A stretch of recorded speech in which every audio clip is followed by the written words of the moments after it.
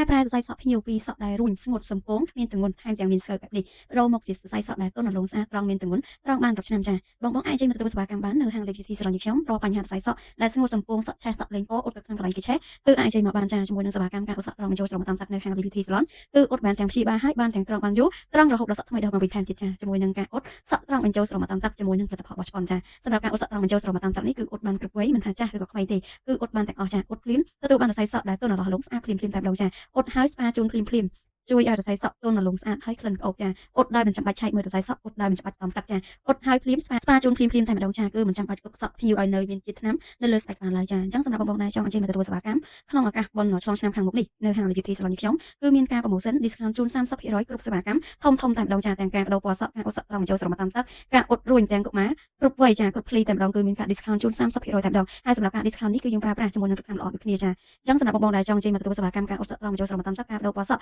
អាចឆាតមក page Liberty Salon ខ្ញុំបានចាគឺនៅផ្សារដូចតែម្ដងគឺនៅផ្លូវ134ផ្ទះ74 ចាអរគុណច្រើន